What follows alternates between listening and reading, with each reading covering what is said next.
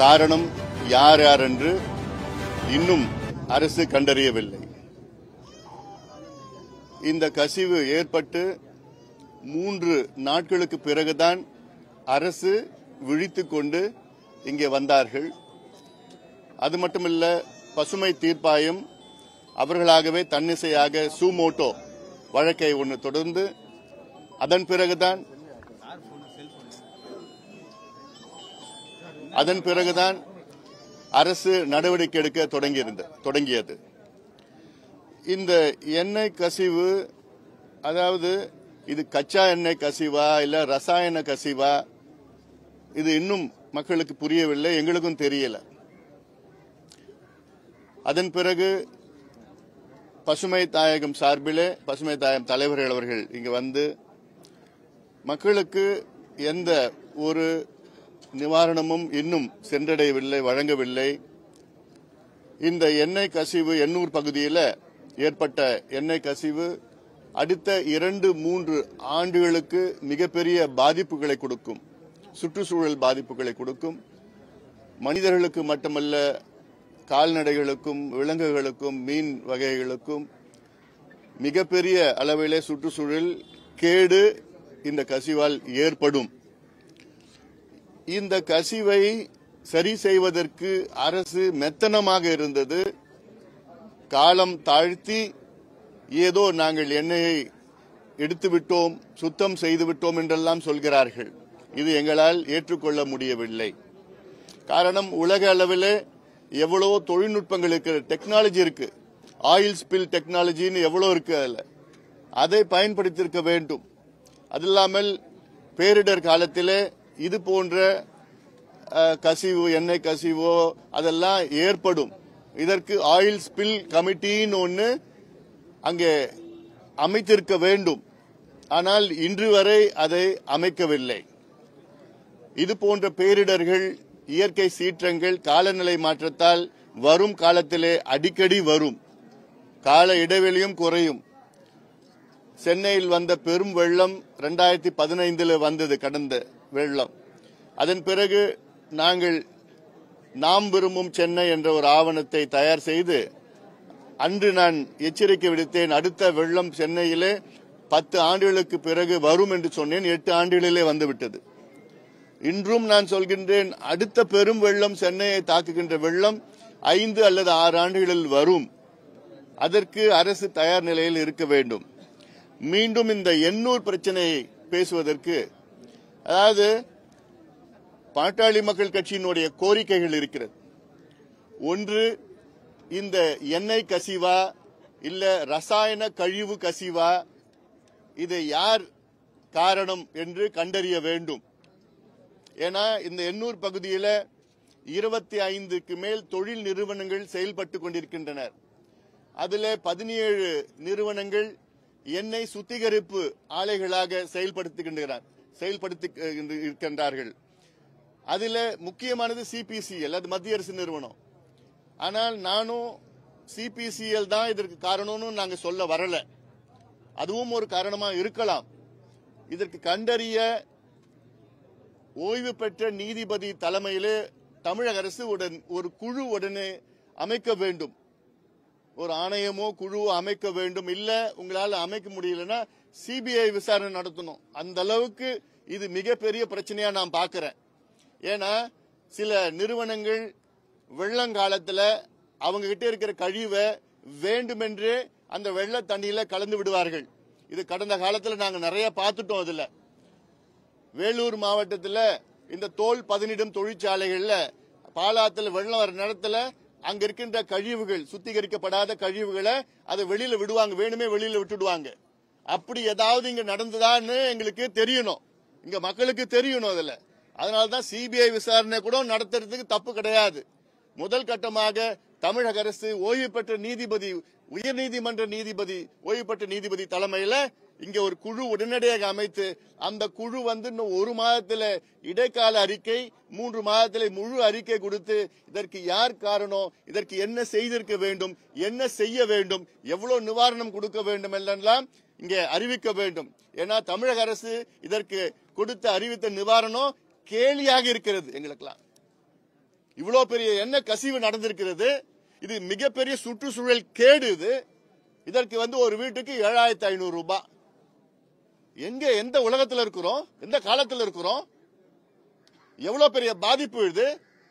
இது மீனவர்களுக்கு மட்டும் கிடையாது, இங்க இருக்கின்ற மக்களுக்கு பாதிப்பு, விலங்குகளுக்கு பாதிப்பு, மீன்களுக்கு பாதிப்பு, சுற்றுச்சூழலுக்கு பாதிப்பு. இது ஒரு 5 பேர் ஒரு வீட்டில் இருக்கிறாங்கன்னா ஒவ்வொரு நபருக்கும் 1500 ரூபாய் இழப்பீடாது.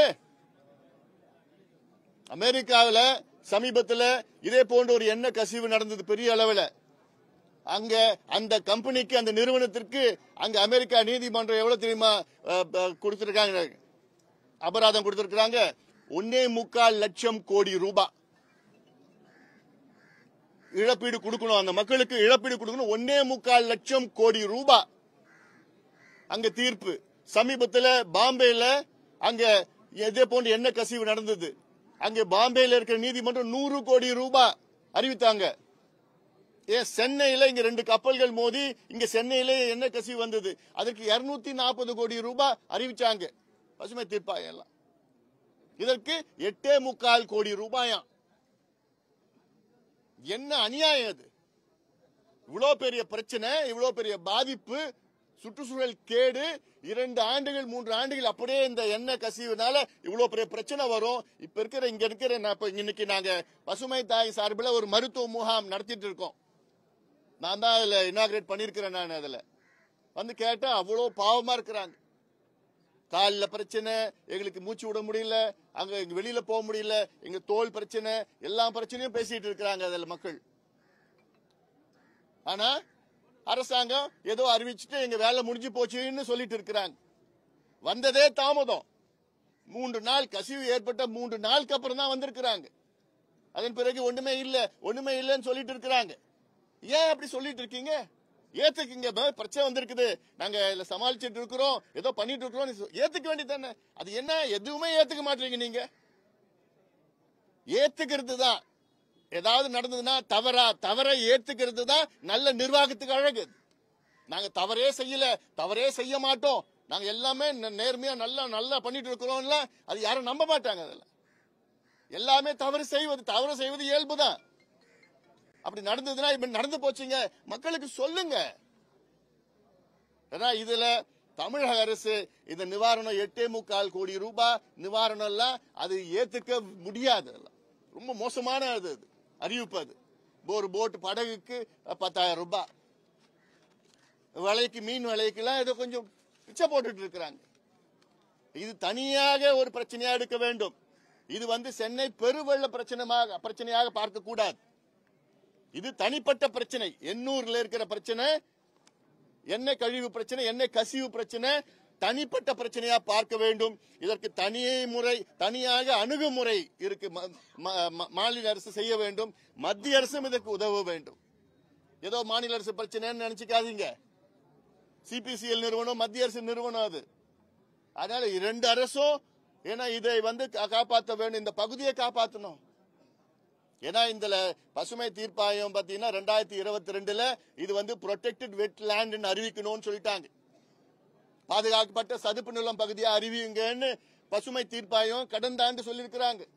ஆனா இது வரைக்கும் எந்த அறிவிப்பும் வரல. இது 1996லே ஒரு பரிந்துரை வந்தது. அதன் பிறகு 2010ல இன்னொரு பரிந்துரை வந்தது. இந்த எண்ணூர் கிரீக்னு சொல்றது, இது இங்கிருந்து அங்கிருந்து போயிட்டு இருக்கிறது. இதெல்லாம் நமக்கு கிடைக்காது, இயற்கை கொடுத்த வரம். இதெல்லாம் சென்னையின் மக்களுக்கு இயற்கை எத்தனையோ வரங்கள் கொடுத்திருக்கிறது. ஒன்று இங்கே இது போன்ற எண்ணூர் கிரீக், இதுல அடுத்தது பார்த்தீங்கன்னா கொசஸ்தலை ஆறு, அடுத்தது அடையார் ஆறு, அடுத்தது கூவம் ஆறு, அடுத்தது பள்ளிக்கரணை சதுப்பு நிலம். இதெல்லாம் சென்னைக்கு கிடைத்த வரம். ஆனா அந்த வரத்தை எல்லாம் நாசப்படுத்திட்டு இருக்கிறாங்க. கடந்த 50-60 ஆண்டு காலம் ஆக்கிரமிப்புகள்ல எல்லாம் ஆக்கிரமிப்பு செஞ்சு அதில் நாசப்படுத்தி முடிச்சுட்டாங்க. 6 மாதத்திற்கு முன்பு இங்க இருக்கிற மக்கள் எல்லாம் கேட்டிருக்காங்க, அந்த கொசஸ்தலை முகத்துவாரத்தை தூர்வாருங்க. 6 மாதமா கேட்டுட்டு இருக்காங்க. கொசஸ்தலை 6 முகத்துவாரம் 800 இதுல முடியுது, பகுதியில் முடியுது. அது நேரம் நீங்க தூர்ந்து போயிருந்த அந்த தூர்வாரிந்தீங்கன்னா இன்னைக்கு தண்ணி உள்ள ஊருக்குள்ள வந்திருக்காது. அது தூர்ந்து போறதுனால தண்ணி பேக்லாஷ். கொசஸ்தலையில தண்ணி அவ்வளோ தண்ணி திறந்து விட்டுட்டாங்க. பக்கிங்ஹாம் கால்வாய்னு ஏதாவது இருக்கா இன்னைக்கு? மிச்சம் ஏதோ அங்கங்க ஒட்டிட்டு இருக்குது. பக்கிங்ஹாம் கால்வாயும் நமக்கு எவ்வளவு பெரிய வரம். அது வந்து ஆங்கிலேயர் கட்டினது, அது வெட்டினது, மத்தெல்லாம் இயற்கையா வந்தது. பக்கிங்ஹாம் கால்வாய் தூர்ந்து போச்சு, குப்பமேடா ஆயிடுச்சு, சாக்கடை ஓடிட்டு இருக்குது. அதனாலதான் இப்போ தண்ணி வந்து வெள்ளம் வந்து மறுபடியும் வந்து இங்க ஊருக்குள்ள வந்து அதுல பாத்தீங்கன்னா இங்க இந்த எண்ணெய் கசிவு, எண்ணெய் கழிவு கசிவு, ரசாயன கழிவு கசிவு எல்லாம் நடந்து ஏதோ ஒரு ரொம்ப மோசமான ஒரு சுற்றுச்சூழல் மாசு அடைந்து இருக்கிறது, சுற்றுச்சூழல் கேடு இங்கு நடந்திருக்கிறது. முதலமைச்சர் அவர்கள் இங்கே வர வேண்டும், இங்க பார்க்க வேண்டும். இந்த பகுதிக்கு தனியாக அணுகுமுறை, separate approach for Ennore oil spill. பொதுவா அப்படி மற்ற அப்ரோச் எல்லாம் கிடையாது. ஏன்னா இது இந்த பகுதியில் லட்சக்கணக்கான மக்கள் வாழ்ந்து கொண்டிருக்கின்றார்கள். இதை நம்ம காப்பாற்றணும். இது இயற்கை வளம், நம்ம கொடுத்த வளம். அதில் அதனால இதை காப்பாற்றணும். அதற்கு முதலமைச்சர் அவர்கள் இதற்கு சிறப்பு கவனம் செலுத்தி இதற்கு உயர்நீதிமன்றம் ஓய்வு பெற்ற நீதிபதி தலைமையில ஒரு குழு அமைத்து உடனடியாக விசாரணை நடத்தணும். எங்க எப்படி நடந்தது, யார் இதுக்கு காரணம், யார் காரணமோ அவங்க கிட்ட கூடுங்க, கேளுங்க. 500 கோடி 1000 கோடி கேளுங்க. ஏன்னா அவ்வளவு பெரிய பிரச்சனை நடந்திருக்குங்க. ஆனா வெறும் 8.25 கோடி அறிவிச்சுட்டு எங்க வேலை முடிஞ்சு போச்சு, எங்க கடமை முடிஞ்சு போச்சு சொல்ற அரசாங்கம் இது நல்ல நிர்வாகமே கிடையாது. ஏன்னா இங்க மக்கள் காலங்காலமா பாதிக்கப்பட போறாரு. வாழ்வாதாரம் கிடையாது. இங்க மீன் பிடிக்க போக முடியல, எதுவும் பிடிக்கல. மீன் மட்டும் கிடையாது, இங்க எவ்வளோ கடல் உயிரினங்கள் எவ்வளோ இங்க இருக்குது. அதனால அதெல்லாம் நம்ம பாதுகாக்கப்பட வேண்டும், பாதுகாக்க வேண்டும் என்று இந்த நேரத்தில் நான் கேட்டுட்டு இருக்கேன். மீண்டும் நான் சொல்வதெல்லாம், இந்த காலநிலை மாற்றம், பருவநிலை மாற்றத்தால் தொடர்ந்து பேரிடர்கள், இயற்கை சீற்றங்கள், பெரும் சூறாவளி, பெரும் புயல், பெரும் வெள்ளம் இதெல்லாம் அடிக்கடி நம்ம சந்திக்க இருக்கின்றோம். இந்த பெரும் சூறாவளியோ, பெரும் புயலோ, பெரும் வெள்ளத்தையோ நம்ம தடுக்க முடியாது, வேற வழி இல்லை, தடுக்க முடியாது. ஆனால் அதனால் ஏற்படுகின்ற பாதிப்புகளை தடுக்கலாம். We cannot prevent super cyclones, super rain, super floods, but we can prevent the damages caused by these super cyclones and super floods. நல்ல திட்டமிட்டா. அதனால தான் நான் மீண்டும் சொல்லிட்டு இருக்கிறோம். கடந்த 15 ஆண்டு காலமாக தொடர்ந்து வலியுறுத்திட்டு வரோம். காலநிலை மாற்றம் தாக்கம் தொடங்கிடுச்சுன்னு 15 ஆண்டுக்கு முன்னாடி சொன்னேன். இப்போ அதிக அளவில் அடுத்த கட்டத்துக்கு போயிடுச்சு. தென் மாவட்டத்தில், இங்க திருநெல்வேலியில, தூத்துக்குடியில ரொம்ப பாவமா இருக்கு. நான் போயிட்டு வந்தேன். அதிகமா பாதிப்பு வந்து தூத்துக்குடி மாவட்டம். என்னால உள்ள தூத்துக்குடி நகரத்துக்கு உள்ளே என்னால போக முடியல. 6 நாளுக்கு பிறகு 2 பிரதான சாலைகள் மட்டும் தான் போக முடியுது. உள்ள இன்னும் தண்ணி நின்றுட்டு இருந்தது. அங்க கிராமத்துல பாத்தீங்கன்னா ஒரு சாலைகள் கூட கிடையாது அங்க. இன்னொன்னு, தூத்துக்குடி போயிட்டு அன்னைக்கு மத்தியானம் என்னால சாப்பிட கூட முடியல. ஏன்னா எனக்கு மனசெல்லாம் அவ்வளோ எனக்கு வலிச்சது. அவ்வளோ மோசமா பாதிப்பு அங்க. நாங்க 2000 பேருக்கு சாப்பாடு மத்தெல்லாம் எடுத்துட்டு போனோம். அங்க 5000 பேர் நின்றுட்டு இருக்காங்க. குழந்தைங்களை வச்சுக்கிட்டு வெயில நின்றுட்டு இருக்காங்க, பெண்கள் நின்றுட்டு இருக்காங்க. சாப்பாடு இல்ல, சாப்பாடு இல்ல. 76 ஆண்டுகள் சுதந்திரம் கிடைச்சு இந்த நிலையில இருக்கிறோம் நம்ம. அதனால மீண்டும் சொல்வது, அன்னைக்கு கூட சொன்னேன், இன்னைக்கு கூட சொல்றேன், ஊடக நண்பர்கள் மூலமாக உலகில் வாழ்கின்ற அத்துணை தமிழர்களுக்கும் என்னுடைய அன்பான ஒரு வேண்டுகோள், தூத்துக்குடி மாவட்ட மக்களுக்கு உதவி செய்யுங்கள். இந்நேரத்தில் அவசியம் நீங்க செய்யணும். உதவினா அவங்களுக்கு வாழ்வாதாரம் போயிடுச்சு, வீடு கட்டி கொடுங்க, கால்நடைகளை வாங்கி கொடுங்க, அவங்களுக்கு வாழ்வாதாரம் பெறுகின்ற வகையில உதவி செய்யுங்க. சும்மா ஒரு வேளை சாப்பாடு அதெல்லாம் அதில் பத்தாது. அதெல்லாம் ஏன்னா எல்லாமே அடிச்சிட்டு போயிடுச்சு, எல்லாமே அடிச்சிட்டு போயிடுச்சு. மிகப்பெரிய அங்க பாதிப்பு அங்க இருக்கு. மத்திய அரசு இன்னைக்கு கூட நம்ம ஒரு நிதி அமைச்சர் அங்க வரதா சொல்லிட்டு இருக்கிறாங்க. அதாவது இங்க மாநில அரசுக்கும் மத்திய அரசுக்கும் பேச்சுகள்லாம் ஓடிட்டு இருக்கு டிவி மூலமா. அதனால 2 பேரும் நிறுத்துங்க. இப்படி பேசிட்டாங்க, அப்படி பேசிட்டாங்க, இந்த பணம் அந்த பணம் எல்லாம் பேசுறதுல நிறுத்துங்க. 2 பேரும் சேர்ந்து பண்ணுங்க. பாதிப்பு மக்களுக்கு. நீங்க டிவியில அரசியல் பேசிட்டு இருக்காதீங்க, ஒருத்தருக்கு பழி சொல்லிட்டு இருக்காதீங்க. மக்களுக்கு பாருங்க. இங்க எண்ணூருக்கு வாங்க, மத்திய அரசு சார்பில் யாராவது எண்ணூருக்கு வாங்க, முதலமைச்சர் எண்ணூருக்கு வந்து பாருங்க, இங்க இருக்கிற பாதிப்புல பாருங்க, பார்த்து அது நடவடிக்கை எடுங்க. எங்களுடைய கோரிக்கைனா குறைந்தது 500 கோடி ரூபாய் இந்த மக்களுக்கு கொடுக்கணும், பாதிப்பட்ட மக்களுக்கு கொடுக்கணும், இழப்பீடா கொடுக்கணும். ஏன்னா 2-3 ஆண்டுகளுக்கு இவங்களுக்கு வாழ்வாதாரம் இருக்க போவது கிடையாது. அது மட்டும் இல்ல, இங்க அந்த எண்ணெயெல்லாம் சுத்திகரிக்கிறதுக்கு, எடுக்கிறதுக்கு, அதை சுத்தம் செய்யறதுக்கு எவ்வளவு தொழில்நுட்ப டெக்னாலஜி இருக்கு. ஏதோ சும்மா நாங்க போட்ல போயிட்டு அங்க எண்ணெய் எடுத்தோம், இது உறிஞ்சோம். என்னங்க யாரையா ஏமாத்திட்டு இருக்கேன்? பக்கெட்லயும் பேப்பர்லயும் அப்படியே அழுறாங்களாம் எண்ணெய. என்னங்கய்யா இங்க இருக்கிற மக்கள் என்ன அவ்வளவு மோசமானவங்களா, அவ்வளவு பாவப்பட்ட மக்களா இங்க? அதனால இதை தொடர்ந்து நாங்க வலியுறுத்துவோம். தேவைப்பட்டா பாட்டாளி முயற்சி, ஏன்னா இது வரைக்கும் இது அரசியல் ஆக்க வேண்டாம்னு நான் பார்த்துட்டு இருக்கேன். கஷ்டகாலம் இது, அரசும் வேலை செஞ்சிட்டு இருக்கு, செய்யலன்னு நான் சொல்லல. ஆனால் அதை திட்டமிட்டு செய்யணும், போதுமான வேகம் இல்ல அடுத்தது இந்த மக்களை திரட்டி போராட்டம் வேற என்ன செய்யணும்னா நிச்சயமா நாங்க தயங்க மாட்டோம். நாங்க இந்த நேரத்தில் அங்க தென் மாவட்டங்களில் மிகப்பெரிய பாதிப்பு, சென்னையில பாதிப்புல இருந்து இப்பதான் மக்கள் வெளியில வந்துட்டு இருக்கிறாங்க. அதே வேளையில இதை சிறப்பு கவனமா செல்லுங்க. அணுகுமுறை வேற விதமான அணுகுமுறை. இந்த எண்ணூர் எண்ணெய் கசிவு பிரச்சனைக்கு வேற விதமான அணுகுமுறை தமிழக அரசு எடுக்க வேண்டும். கேள்விகள் என்ன இருக்கா? இப்ப இல்ல, எங்களுக்கு என்னன்னா குறைஞ்சது ஒரு 500 கோடி ரூபாய். ஏன்னா அடுத்த 2 ஆண்டுகள் 3 ஆண்டுகளுக்கு இவங்களுக்கு வாழ்வாதாரம் இருக்க போறது கிடையாது. இப்ப கூட சொல்றாங்க மீன் பிடிச்சாலும் யாரும் வாங்க மாட்டாங்க. இந்த எண்ணெய் கசிவுனா இது இன்னும் கொஞ்சம் காலம் இருக்கும், 1 வருஷம் 2 வருஷம் இருக்கும். அதுல அந்த படிவு அதெல்லாம் படிஞ்செல்லாம் இருக்கும். அதுல மிகப்பெரிய ஒரு பாதிப்பா பார்க்கணும். நம்ம இதுல 8.25 கோடி ரூபாய் அறிவிச்சு இதுல ஒரு குடும்பத்துக்கும் 7,500 ரூபாய், ஒரு போட்டுக்கு 10,000 ரூபாய் விலைக்கு இவ்வளவு கொடுக்கறதுன்னா இதை கேலியா இருக்குது. அதெல்லாம் இதுவே நான் சொல்றேன், இதுவே வெளிநாடு இல்ல இது. அதனால வெளிநாட்டுல ஒவ்வொரு குடும்பத்துக்கும் கிட்டத்தட்ட 1 கோடி ரூபாய் அப்ப கொடுத்துருக்காங்க இது போன்ற ஒரு பிரச்சனைனா. ஆனா இங்க ஒரு குடும்பத்துக்கு 7,500 ரூபாய் கொடுத்திருக்காங்க. என் கணக்கு குறைஞ்சது ஒரு குடும்பத்துக்கு ஒரு 10 லட்சம் ரூபாய் கொடுக்கணும். ஏன்னா இதுல 2 ஆண்டுகளுக்கு இவங்களுக்கு வாழ்வாதாரம் இருக்க போறது கிடையாது. படகுகள் பாதிப்புக்கு மக்கள் இந்த பகுதியில் இருக்கிற மக்களுக்கு நிச்சயமா கொடுக்கணும். அது கொடுத்தாதான் அது ஓரளவுக்கு காசு கொடுக்கறது. இப்போ ஒரு பாதிப்புனா காசு கொடுத்தா சரியாயிடும் கிடையாது. இல்ல, இவங்க வாழ்வாதாரத்துக்காக, இவங்க பிள்ளைங்களுக்காக, எதிர்காலம் படிக்கிறது எல்லாத்துக்கும் உதவி செய்யணும். அதில்ல அதனால இது இப்ப என்னன்னா இப்ப இருக்கிற உலக நீதி என்னன்னா பொல்யூட்டர் பேஸ். யாரு சுற்றுச்சூழலை மாசுபடுத்தினாலும் அவங்க தான் காசு கொடுக்கணும். அந்த வகையில தான் இப்போ நான் பாத்தீங்கன்னா இப்போ UNFCCC United nation framework convention on climate change இந்த COP28 மாநாடு துபாயில நடந்தது.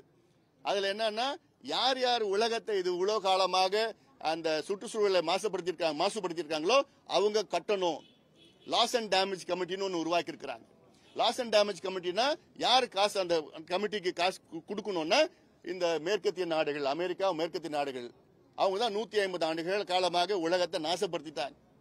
கார்பன் எமிஷன்ல இருந்து கிரீன் ஹவுஸ் கேசஸ்ல இருந்து கார்பன் டை ஆக்சைடு, மானாக்சைடு எல்லாம் பொல்யூட் பண்ணி எல்லாம் பண்ணிட்டாங்க. ஆனா பாதிப்பு இந்தியாவுக்கு அதிக பாதிப்பு.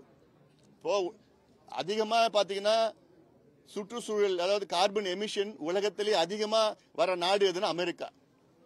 அமெரிக்கா நாடுல பார்த்தா 24 விழுக்காடு கார்பன் எமிஷன் வருது. உலகத்தில் உள்ள கார்பன் எமிஷன்ல 24 விழுக்காடு அமெரிக்கா. ஆனா உலகத்தில் உள்ள நாடுகளுக்கு மக்கள் தொகையில் பார்த்தீங்கன்னா 3% தான் அமெரிக்கா. 3% America, 24% emission. இந்தியாவுடைய எமிஷன் 3%. ஆனா மக்கள் தொகையில பாத்தீங்கன்னா 16%. அப்போ பர் கேபிட்டா எமிஷன் பாத்தீங்கன்னா இந்தியாவில் மிக மிக குறைவு தான். ஆனா நம்ம இந்தியாவில் பாதிப்புகள் அதிகம். இப்போ இந்த பெரும் சூறாவளி, பெரும் காற்று, பெரும் புயல் நமக்கு தான் அதிகமா இருக்கு, அதிகமா வரப்போகுது. அவங்களுக்கு ஒன்றும் பிரச்சனை கிடையாது. அவங்களுக்கு அவன் தான் பொல்யூட்டர். அதனால பொல்யூட்டர் பேஸ் அப்படின்னு ஐநா சபையில் தீர்மானம் போட்டிருக்கிறாங்க. அதனால அந்த கிளைமேட் ஃபைனான்ஸ் ஒன்னு பேசியிருக்கிறாங்க. கிளைமேட் ஃபைனான்ஸ்னா ஒவ்வொரு வருஷமும் $100 பில்லியன் இந்த நாடுகள்லாம் அந்த ஃபண்ட்ஸ்ல போடணும். அது இல்லாம ஒன்னு மிட்டிகேஷன், 2 அடாப்டேஷன் இருக்கு. சென்னை மக்களுக்கும் மிட்டிகேஷன், அடாப்டேஷன். மிட்டிகேஷன் அரசு செய்யணும், அடாப்டேஷன் மக்கள் அவங்க மாத்திக்கணும். வரும் காலம் சோதனையான காலமா இருக்க போது. இது போன்ற பெரும் வெள்ளம், பெரும் மழை அடிக்கடி வரும். அது வந்துச்சுன்னா என்ன செய்யணும்னு மக்களும் அவங்கள மாறிக்கணும். இப்போ அந்த நிலையை ஏத்துக்கணும். முதல்ல அன்னைக்கு கூட உதாரணம் சொன்னேன், ஜப்பான்ல நிலநடுக்கம் அடிக்கடி வரும்.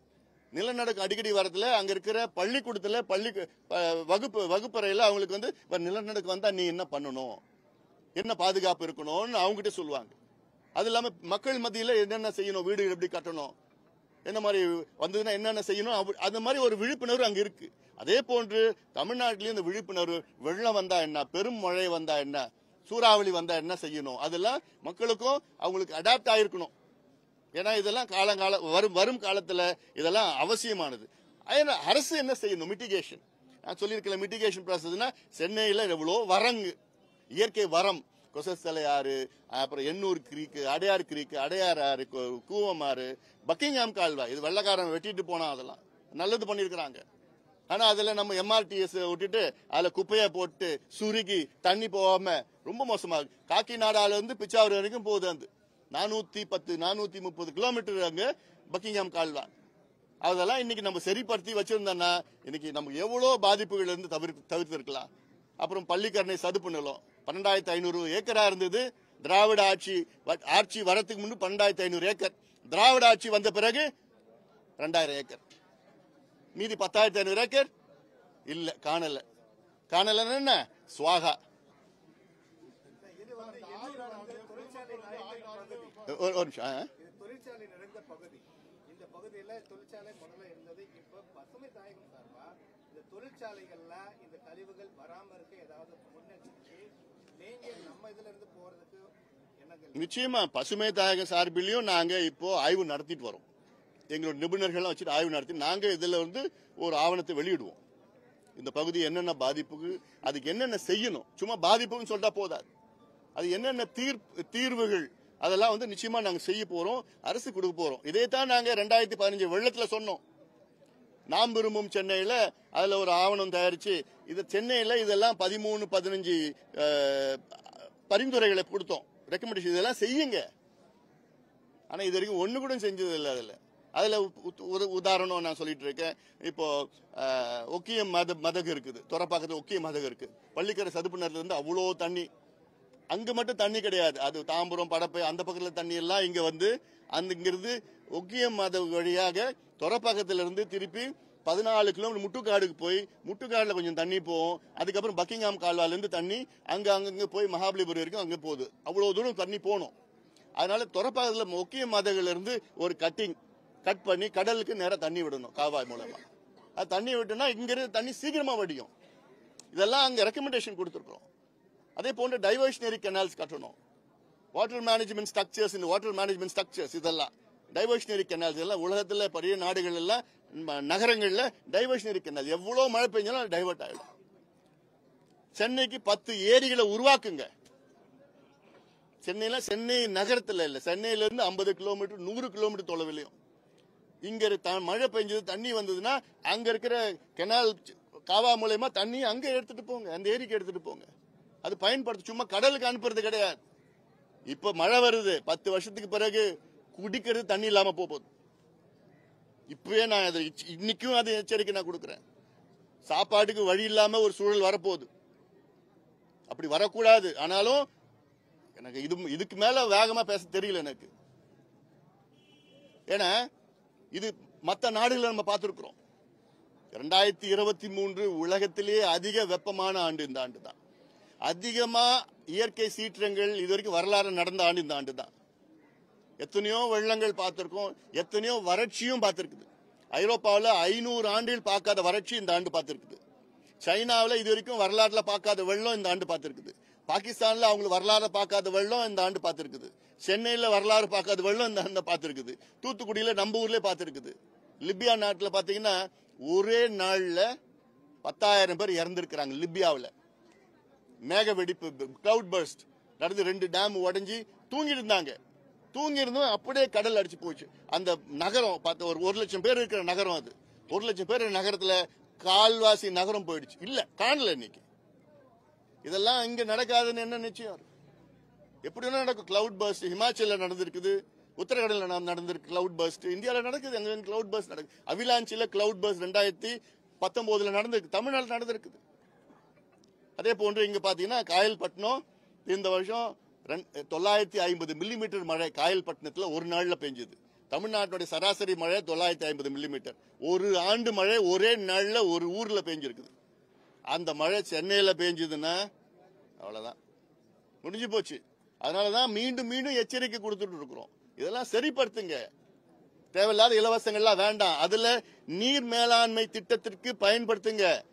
தமிழ்நாட்டில் உள்ள நீர் மேலாண்மை திட்டத்திற்கு 1,00,000 கோடி ரூபாய் முதல் கட்டமாக அது ஒதுக்க வேண்டும். எவ்வளோ நீர் திட்டங்கள் இருக்கு, நீர் பாசன திட்டங்கள் இருக்கு, அதெல்லாம் நிலுவையில் இருக்கு. அதுக்கெல்லாம் இவங்க முக்கியத்துவம் கிடையாது. தாமிரபரணி ஆத்துல போச்சு இல்ல, தாமிரபரணி, நம்பியார், கோரையார், எலுமிச்சார், பச்சார், 5 ஆறு இருக்கு. அதுல இணைக்கிறதுக்கு நாங்க எவ்வளோ கத்திட்டு இருக்கோம், இவ்வளோ காலமா கத்திட்டு இருக்கோம். அதை இணைச்சிருந்தாங்கன்னா அவ்வளோ தாக்கம். தாமிரபரணியில 1,00,000 கண்ணாடி ஒரு வினாடிக்கு விட்டாங்க. ஆனா அறிவிப்பு 1,00,000 தான் அறிவிச்சாங்க. போனது 1,50,000 மேல போச்சு. அதனால அதுல பாதிப்பு தூத்துக்குடி, திருநெல்வேலியில பாதிப்பு. அது ஆனா தூத்துக்குடியில பாதிப்பு வந்து மழைனால அங்க கொட்டி இன்னும் அங்க பாவமா இன்னும் மக்கள் அங்க மீளல அங்க அந்த மழையில இருந்து.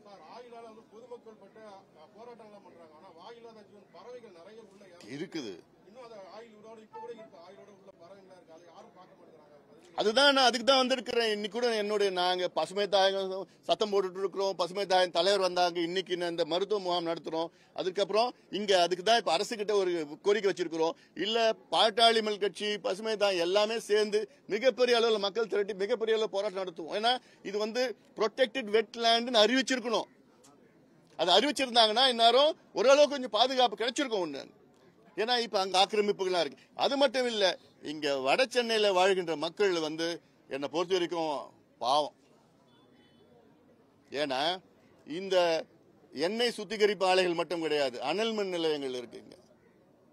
அனல் மின் நிலையங்கள் வர புகை அதாவது ஆண்டுதோறும் வந்துட்டு இருக்குது. புகையெல்லாம் பாத்தீங்கன்னா அதுல carbon dioxide, sulphur, carbon மோனாக்சைடுல இருந்து 200 வகையான கெமிக்கல் அதுல இருந்து வருது. 200 வகையான கெமிக்கல் அதிகமா கேன்சர் உருவாக்குகின்ற கெமிக்கல் இங்க இருக்கிற மக்கள் சுவாசிச்சுட்டு இருக்கிறாங்க. ஆனா அரசுக்கு அதை பத்தி கவலை இல்லை. கரண்ட் வருது, மக்களுக்கு ஏதாவது ஒரு ஹெல்த் கேம்ப் நடத்தி வீடு வீடா போய் ஆய்வு நடத்தி ஐசிஎம்ஆர் இருக்கு, இங்க இருக்கிற மெடிக்கல் ஸ்பெஷலிஸ்ட் எல்லாம் வச்சுக்கிட்டு என்ன பாதிப்பு, அதுக்கு என்னென்ன செய்யணும், ஒண்ணுமே கிடையாது. அவங்கவுங்க அப்படியே அவங்கவுங்க விட்டு பாடுதான். அதனால சரி அதனால இது எல்லாமே இங்க வட சென்னையில் உள்ள நிர்வாகங்கள் எல்லாம் இதுல மாசு கட்டுப்பாடு வாரியம் என்ன பண்ணிட்டு இருக்கீங்க? அப்படி எதுக்கு ஒரு வாரியம் வச்சிருக்கீங்க? இவ்வளவு மோசமான அங்கங்க விளைவுகள் இருக்கு. எங்க போனாலும் இதுதான் மாசு கட்டுப்பாடு வாரியம். அங்க போய் ஏதாவது கையில காசு வாங்கிட்டாங்கன்னா அவ்வளவுதான், நீங்க ஏதாவது பண்ணிக்கணும்னு சொல்லிட்டு இருக்காங்க. இதான் காலகாலமா பாத்துட்டு இருக்குமே. வேற என்ன கேள்விகள் இருக்கா? வானிலை ஆய்வு மையம் சரியா முன்னெச்சரிக்கை கொடுக்கல அப்படிங்கறதா தமிழ்நாடு அரசுடைய பிரதான ஒரு கருத்தாவே இருக்குது. வானிலை ஆய்வு மையம் சரியா எச்சரிக்கை அது கொடுத்துட்டாங்கன்னா இவங்க வேலை செஞ்சிருவாங்களாமா? நாங்களும் 15 வருஷமா கத்திட்டு இருக்கிறோம். மாத்தி பண்ணுங்க. இதெல்லாம் நீங்க பண்ணீங்கன்னா மக்களுக்கு பாதிப்பு வராது. வானிலை மையத்தை சரியாச்சுன்னா இவங்க எல்லாம் சரிப்படுத்தி எல்லாம் சூப்பரா பண்ணிட்டு இருப்பாங்களா? முன்னெச்சரிக்கை நடவடிக்கை எடுக்கல. இவங்க வந்ததுக்கு பிறகும் இன்னும் நடவடிக்கை எடுத்துட்டு இருக்காங்க. போதுமான வேகம் கிடையாது. திட்டம் இல்லாம பண்ணிட்டு இருக்காங்க. ஏதோ சும்மா பண்ணணும்னு பண்ணிட்டு இருக்காங்க, அவ்வளவுதான். என்ன பண்ணணும்னு விஞ்ஞான அளவில் பண்ணணும். வானிலை மையம் வந்து அதுவும் வந்து பாத்தீங்கன்னா என்னுடைய ஆதகம் என்னன்னா, வெளிநாடுகளில் துல்லியமாக இந்த 2 நாளுக்கு பிறகோ 3 நாளுக்கு பிறகோ மத்தியானம் 12 இருந்து 1 மணி வரைக்கும் மழை பெய்யும், எவ்வளவு மழை பெய்யும்னு அவங்க சொல்லுவாங்க. அது மழை பெய்ஞ்சு சொன்னாங்கன்னா மழை பெய்யும். இங்க ஏன் அது அறிவிக்கப்படல? நாங்க புதுசா டாப்லர் வாங்கிட்டோம், புது பில்டிங் கட்டிட்டோம், புது டெக்னாலஜி வச்சுக்கோங்க, நல்லது. ஆனாலும் ஏன் உங்களால அதை அறிவிக்க முடியல? நம்ம எல்லாம் கிரிக்கெட் பாக்குறீங்களா? கிரிக்கெட்ல வெளிநாடுக்கு நம்ம டீம் போனாங்கன்னா, ஆஸ்திரேலியாவோ சவுத் ஆப்பிரிக்காவோ இல்லாட்டி இங்கிலாந்து போனாங்கன்னா அங்க அந்த கமெண்டேட்டர்ஸ் எல்லாம் சொல்லுவாங்கல்ல, மத்தியானம் 2 மணிக்கு மழை பெய்யும்னு சொல்றாங்க. அப்படின்னா மழை பெய்யுது 2 மணிக்கு அங்க. அப்ப கிரிக்கெட் சொன்னாதான் உங்களுக்கு புரியும். 2 நாளுக்கு முன்னாடியே சொல்லிடுவாங்க அது பெய்யும். அப்ப அங்க அந்த டெக்னாலஜி இங்க வரமாடுது. அதனாலதான் அதுதான் என்னுடைய கேள்வி. நீங்க எவ்வளவுனா காசு போடுங்க, நவீனப்படுத்திட்டோம் சொல்லுங்க. ஆனா அது அவுட்புட் என்ன? அது இருந்ததுன்னா ஏன் சொல்றேன்னா, வரும் காலம் மிக சோதனையான காலமா இருக்க போகுது. அதற்கு முன்னெச்சரிக்கை நடவடிக்கை, முதல் நடவடிக்கை வந்து வானிலை அறிவிப்பு. முதல் நடவடிக்கை அதான். அது அறிவிச்சாலே மக்களும் வந்து அப்பா அரசாங்கத்தை நான் நம்ப மாட்டேன்பா, நானே சரிப்படுத்திப்பேன்னு சொல்லிட்டு அந்த நிலைக்கு மக்கள் போவாங்க. இவ்வளவு மழை பெய்யுதா, ஐயோ நம்ம அங்க போயிடலாம், இல்ல வேற இடத்துக்கு போயிடலாம், இல்லாட்டி மொட்டை மாடிக்கு போயிடலாம், மாடிக்கு போயிடலாம், எல்லாத்தையும் அங்க எடுத்துட்டு போயிடலாம், டிவி கிரைண்டர் எல்லாத்தையும் மேல தூக்கிட்டு போயிடலாம், ஏதாவது ஒன்று நடவடிக்கை எடுப்பாங்க. அதனால அதெல்லாம் துல்லியமாக அதை அறிவிக்கணும். அதனால மத்திய அரசு மாநில அரசு ரெண்டு பேரும் ஈகோ இல்லாம இந்த நேரத்தில் அரசியல் செய்யாம ஒருத்தருக்கு ஒரு திட்டாம தமிழ்நாடு மக்களை காப்பாத்துங்க, தமிழ்நாடு மக்களுக்கு உதவி பண்ணுங்க. டிவியில போய் இவங்க பேசுறது அவங்க பேசுறது இது நேரம் கிடையாது. நீங்க ஒரு மாதத்துக்கு அப்புறம் பேசிக்கங்க. இன்னைக்கு மக்களுக்கு உதவி தேவை. மாநில அரசு கேட்ட நிதியை மத்திய அரசு கொடுங்க. இப்ப கொடுக்காம வேற எப்ப கொடுக்க போறீங்க? இப்ப பசி எடுக்குது மக்களுக்கு, இப்ப பிரச்சனையில இருக்கிறாங்க.